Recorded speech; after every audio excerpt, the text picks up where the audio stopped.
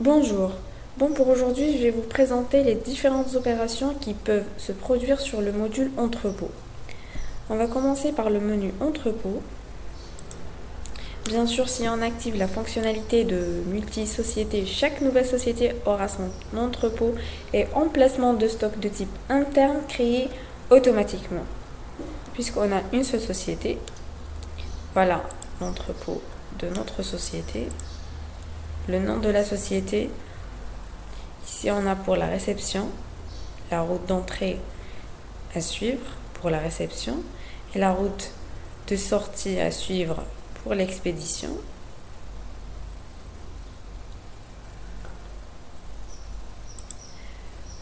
Maintenant, on va voir la création des différents emplacements de stock pour un seul entrepôt. On vient ici sur emplacement. Comme vous voyez, on peut créer plusieurs emplacements pour un seul entrepôt. Un emplacement principal est créé automatiquement par rapport à l'entrepôt de la société. On va cliquer sur créer. On va donner un nom pour notre emplacement.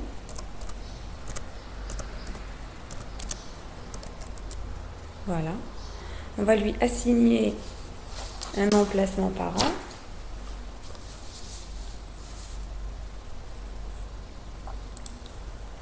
Je vais choisir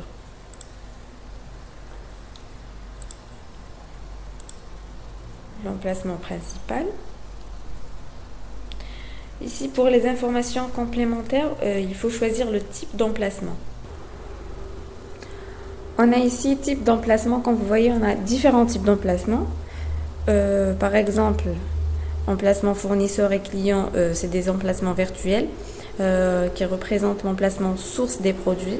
Pour les fournisseurs, c'est les produits venant de vos fournisseurs. Et pour les clients, c'est les produits envoyés à vos clients. On a par exemple le type vue. C'est un emplacement virtuel aussi pour la structure hiérarchique de votre entrepôt. Il ne peut pas contenir des articles. On a l'emplacement d'inventaire, c'est pour toutes les opérations d'inventaire. Approvisionnement aussi, c'est pour toutes les opérations d'approvisionnement, production et l'emplacement de transit. Sauf l'emplacement inter qui est un emplacement physique qui peut contenir des articles. On a ici propriétaire. Si ce n'est pas un emplacement interne, on va sélectionner son propriétaire. Voilà. Bien sûr, si vous cochez sur cette case, vous allez autoriser l'utilisation de cet emplacement pour les rebuts et les produits endommagés. Et il faut cocher sur actif. Voilà.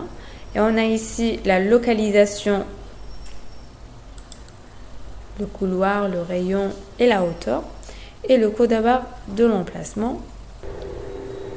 Et on a ici la logistique, pour la stratégie d'enlèvement, c'est la méthode utilisée par défaut pour suggérer l'emplacement exact d'où prendre les articles. Et la stratégie de rangement, c'est pour définir la méthode utilisée par défaut aussi pour suggérer l'emplacement exact où stocker les articles. Et à la fin, on a informations complémentaires où vous pouvez enregistrer des notes. Et on va enregistrer notre nouvel emplacement. Et maintenant, on va voir les différentes opérations dans notre entrepôt et emplacement de stock. On vient ici sur toutes les opérations. Comme vous voyez, on a réception, transfert interne et bon de livraison. Pour la réception, c'est la réception des produits de nos fournisseurs. Les transferts internes, c'est le transfert des produits entre les emplacements de stock. Et le bon de livraison, c'est l'envoi des articles et des produits à nos clients. On va commencer par la réception. On va cliquer sur toutes les opérations. Comme vous voyez, on n'a aucune opération déjà enregistrée. On va cliquer sur créer pour créer une nouvelle opération de réception. Si on a partenaire, on va choisir notre fournisseur. Date de création, en général, c'est la date de la commande. Date prévue, c'est la date prévue de la première partie à expédier. Je vais mettre la même date de la création. Document d'origine, c'est la référence du document. Et propriétaire. Et maintenant, on va sélectionner nos articles. Je viens ici, je vais ajouter un élément. Sélectionner mon article. La quantité, par exemple 50. Ici, c'est la date et la date de la création et la date prévue. Le poids, et on a contrôle facturation, soit c'est facturé ou à facturer ou bien non applicable. Bien sûr, c'est à facturer. Et on a ici emplacement. L'emplacement source, les produits sont toujours chez le fournisseur. Et l'emplacement de destination, on va choisir un emplacement de stock où on va mettre notre marchandise. Bien sûr, si vous voulez la mettre directement sur le stock principal, ou bien vous allez directement choisir le stock secondaire. Voilà. Et si bien sûr vous avez la commande juste pour cet article, vous allez directement enregistrer et fermer. Si vous avez d'autres articles sur votre bon de commande, vous allez directement enregistrer et créer et vous aurez le même formulaire que celui-là. On va mettre un deuxième exemple. Par exemple, produit 2. Voilà. Je vais mettre une quantité. Le contrôle de facturation. L'emplacement de source, c'est chez le fournisseur. L'emplacement de destination, c'est l'emplacement de stock principal. Un troisième exemple. Voilà, la quantité, contrôle de facturation, l'emplacement source et l'emplacement destination. Et on va enregistrer et fermer. Quand vous voyez notre mouvement de stock est toujours dans l'état brouillon, on va enregistrer. Voilà. C'est un bon de livraison qui n'est pas encore confirmé. On n'a rien reçu maintenant de notre fournisseur. Maintenant, je vais cliquer marquer affaires. Quand vous voyez les produits, bien les articles sont disponibles chez le fournisseur, je vais cliquer sur transfert. Vous pouvez même imprimer le bon de transfert. Voilà. Vous avez une deuxième confirmation, les articles, la quantité, l'emplacement source, bien sûr, c'est chez le fournisseur, l'emplacement de destination. On va cliquer sur appliquer. Voilà. Comme ça, nos produits et nos articles ils sont disponibles dans notre stock principal, notre emplacement de stock principal. Bien sûr, on va vérifier. On vient ici sur ajustement de stock. On va créer un ajustement. On va faire, on va donner une référence de date par exemple.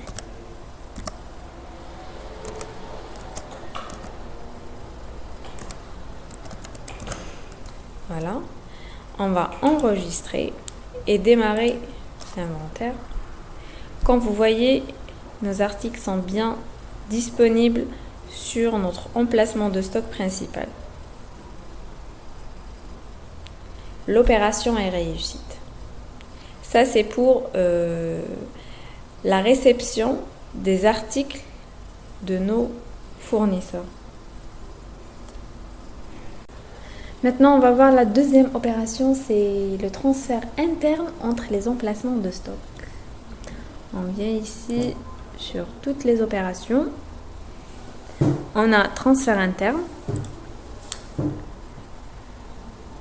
Et on va créer une nouvelle opération de transfert interne. Le partenaire, je vais mettre administrateur parce que c'est un transfert interne entre les emplacements, date de création et date prévue. Et je vais rajouter mes articles. Alors, on va commencer par le premier article. Je vais transférer une quantité de 20.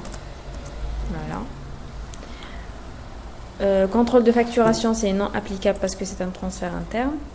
Emplacement source, c'est l'emplacement principal. Et l'emplacement de destination, je vais choisir l'emplacement secondaire. Voilà. Je vais enregistrer et faire un deuxième exemple. Pour une quantité de 30. Toujours le contrôle de facturation, c'est non applicable. Emplacement source, c'est l'emplacement principal.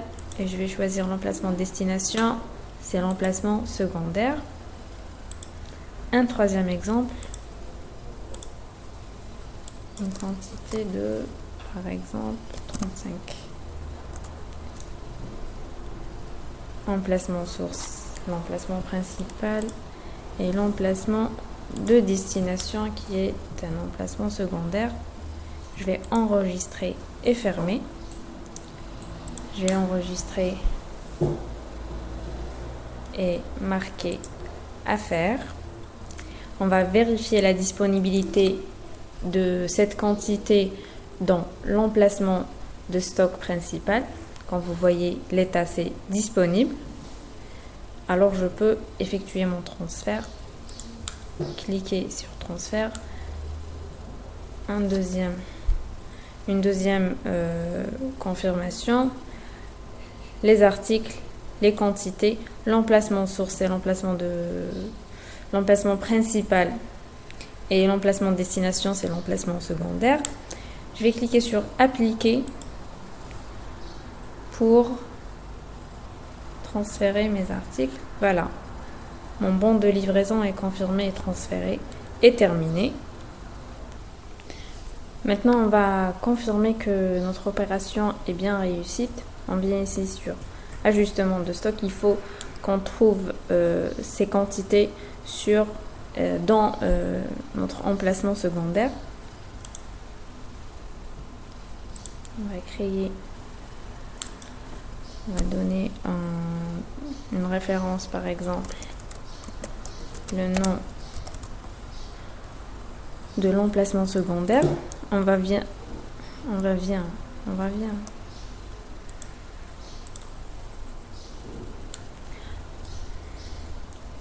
ici et choisir le stock secondaire. On enregistre et on démarre l'inventaire. Voilà, comme vous voyez, on a les quantités qu'on vient de transférer du stock principal au stock secondaire sont bien disponibles. Et on va créer un autre ajustement de stock pour voir est-ce que les quantités disponibles sur le stock principal ont changé.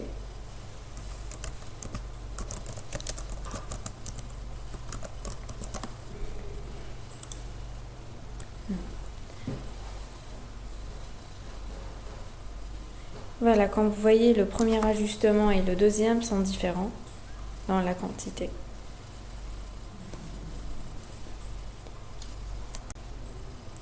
Voilà une deuxième opération qui est vraiment réussite. C'est le transfert interne entre les emplacements de stock.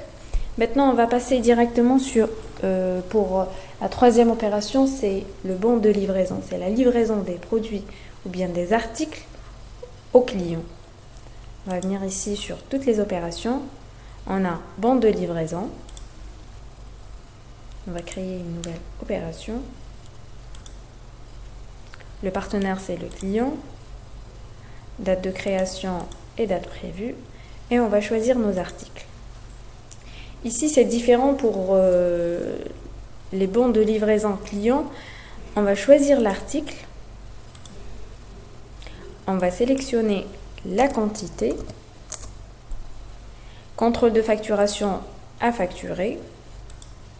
Maintenant, l'essentiel, c'est l'emplacement. Les emplacements, bien sûr, l'emplacement source, vous pouvez choisir de quel emplacement vous voulez prendre les quantités sélectionnées.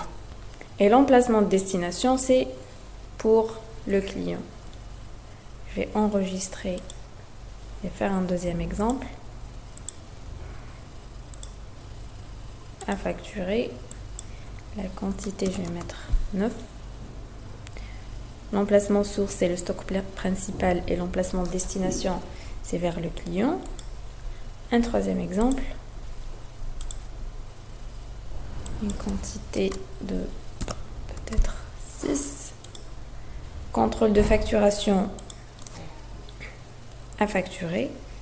L'emplacement source, c'est l'emplacement principal et l'emplacement de destination, c'est vers le client et on va enregistrer et fermer.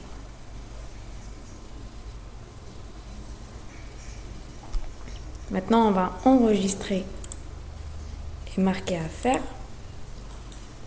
L'état, c'est toujours en attente de disponibilité. Il faut vérifier la disponibilité des quantités de produits que vous voulez transférer. On va vérifier la disponibilité. Quand vous voyez c'est disponible, on clique sur transfert. Une deuxième confirmation, l'emplacement de stock et l'emplacement de destination. Et on clique sur appliquer. Voilà. Notre bon de livraison est bien transféré et terminé. Voilà. Et je vais maintenant créer un autre bon de livraison. Mais cette fois-ci, on va prendre les articles du stock secondaire, pas du stock principal. On va faire les mêmes exemples. Date prévue et les articles. Je vais faire une quantité de 10 à facturer. Mais l'emplacement source, c'est l'emplacement secondaire. Voilà, et l'emplacement de destination, c'est vers le client. Un deuxième exemple.